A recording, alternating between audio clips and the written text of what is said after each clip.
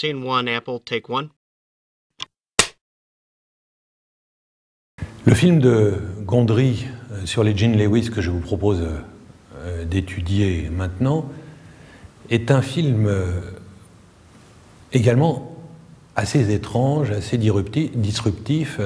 Alors quand je parle de disruption, c'est en rapport avec la méthodologie d'un publicitaire très célèbre, de TBWA, Jean-Marie Dru, qui explique que quand on fait la publicité d'un produit, il faut d'abord identifier les stéréotypes de cette famille de produits, de façon à les laisser de côté, à faire ce qu'il appelle un saut créatif et à construire un autre discours qui s'écarte effectivement de la stéréotypie du genre.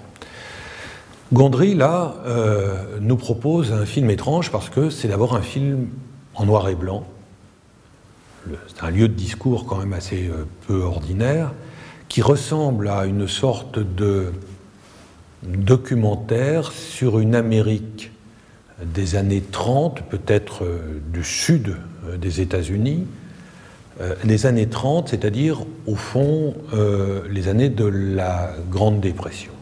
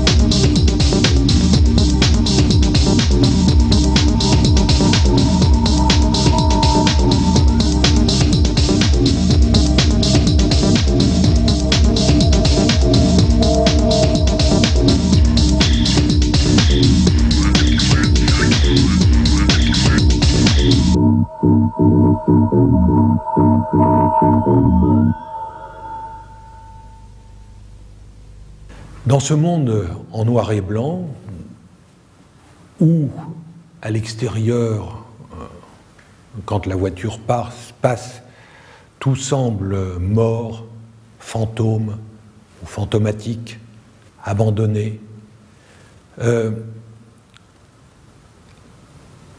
une action va véritablement être importante, c'est l'action éternelle de l'acte d'amour entre deux jeunes gens qui vont, sans doute pour la première fois, faire l'amour, et on reverra ce thème de la première fois assez souvent dans d'autres clips, dans d'autres spots publicitaires de Lewis.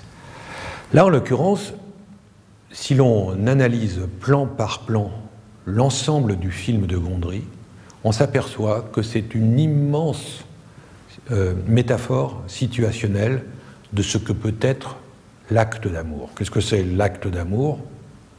C'est évidemment un sexe qui entre et qui sort dans un autre, qui rentre dans un autre sexe et qui en ressort.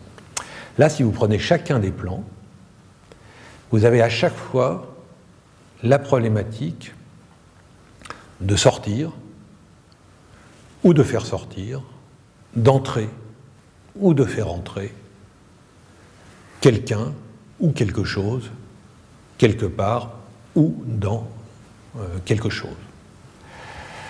Au début du film, on voit une voiture sortir de la nuit d'un hangar, une vieille voiture, entrer progressivement dans la banlieue d'une petite ville, puis dans le centre-ville.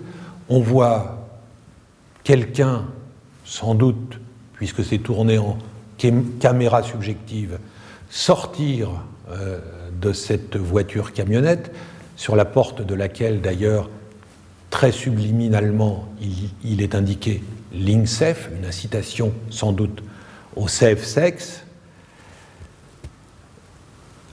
En caméra subjective, on voit ou on croit comprendre que quelqu'un hésite à entrer, quelle hésitation, dans le drugstore pour aller acheter quelque chose. Et effectivement, il y a des clientes à l'intérieur de ce drugstore.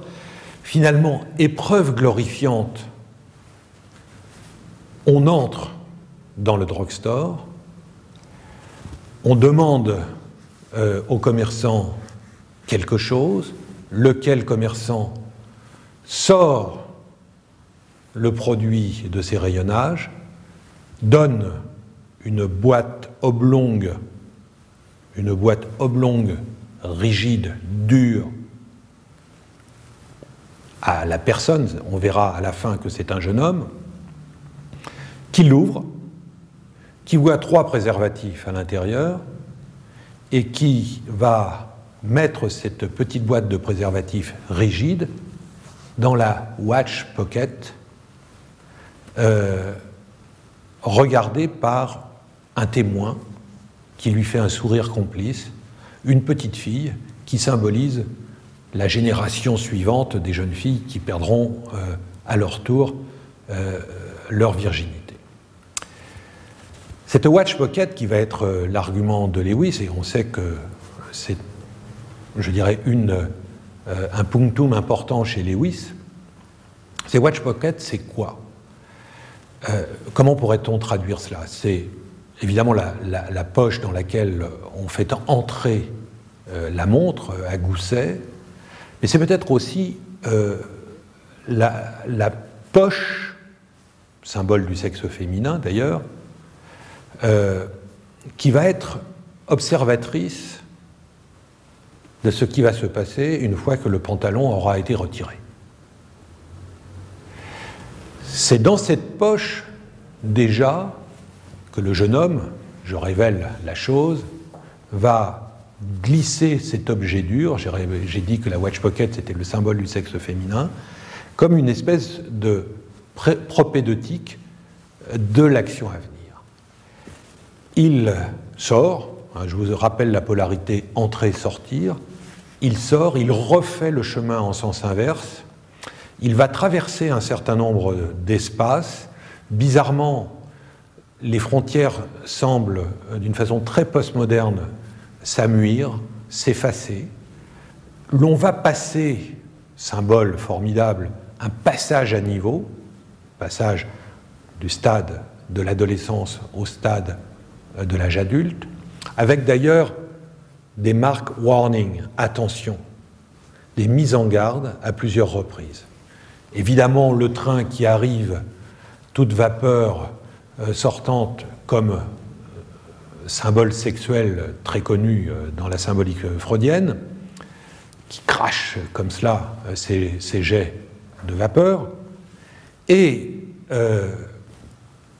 l'on retrouve donc cette voiture et ce jeune homme qui enfin, d'ailleurs, va quitter le statut de caméra subjective pour naître au moment où il va sonner et où l'autre va enfin le reconnaître. Et qui est cet autre? C'est le père de Sabel qu'il vient enlever comme une Sabine, d'une façon exogamique, mais c'est aussi le commerçant qui lui a vendu les préservatifs. Bon, donc, effet de surprise dans ce storytelling, mais c'est pas fini, parce que la jeune fille très légère dans cette maison très sud, et cette jeune fille va descendre les escaliers pour rejoindre son amoureux, mais ce que l'on a observé, c'est qu'avant de sonner, c'est-à-dire avant l'épreuve glorifiante d'entrer ou d'entrer dans la maison ou de faire sortir sa chérie de la maison, le jeune homme remet encore une fois cet objet rigide au fond de la watch pocket de façon à ne pas être découvert, bien sûr, de ne pas être par le père. Si l'on s'intéresse maintenant à la musique, on se rend compte qu'on est aussi dans une postmodernité incroyable, parce que autant sur le plan iconique, il y a effectivement un certain nombre de mélanges temporels, autant c'est aidé par une musique et surtout un accompagnement de bruitage qui font que l'on passe de bruitage, d'orage et de beats comme ça très saccadés à une musique au fond très contemporaine de type Saint-Germain ou Daft Punk. C'est-à-dire que là, au fond, ce que l'on est en train de vous raconter, c'est que cette histoire qui se passait peut-être au début du XXe siècle, eh bien, elle n'a jamais cessé d'être depuis l'origine de l'humanité, c'est-à-dire que cette parade amoureuse, ou plus exactement cet acte d'amour inéluctable, eh bien, c'est le fond anthropologique, c'est naturel, et Lewis nous accompagne dans cet acte d'amour et dans cet enlèvement de la Sabine. C'est-à-dire que Lewis vous dit, depuis 1873, Watch Pocket.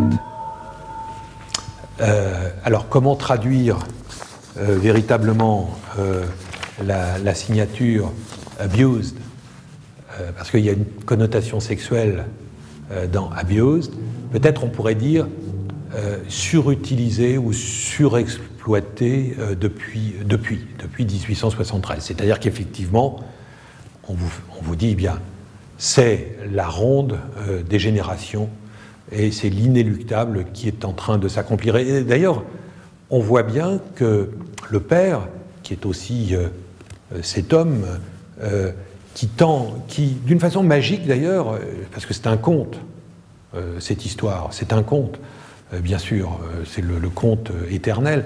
D'une façon magique, cet homme, comme une sorte de bon génie surgit de sa bouteille, essaye de faire un barrage à l'inéluctable et à sa fille qui va sortir, parce que c'est la fille qui sort, et c'est la fille, c'est là aussi qui est extraordinaire, c'est la fille qui prend le garçon par la manche et qui dit « t'occupe pas du vieux, on y va ». Bon. Et le vieux reste là avec ses oreilles et sa tête d'alien, totalement dépassé par les événements, et Lewis vous dit « oui, on vous accompagne, allez-y ». Et ce qui est formidable, c'est que Gondry a tourné une deuxième version de ce film. Une version toujours en caméra subjective, où on a le même déroulé d'action, faire sortir, faire entrer, faire sortir, faire entrer, etc. Est-ce que j'entre, est-ce que je sors, etc. Toujours les mêmes problématiques, sauf qu'à la fin, au moment de la naissance, c'est-à-dire quand l'autre vous donne votre identité par le regard, ce n'est pas le jeune homme que l'on voit, mais c'est la jeune fille qui est allée acheter les préservatifs et qui vient chercher son amoureux. Et l'amoureux, pareil, il est presque interdit de sortie de son père, mais évidemment, Gondry et Lewis vous disent soyez au-dessus de ça, l'acte d'amour est l'acte le plus essentiel de la vie.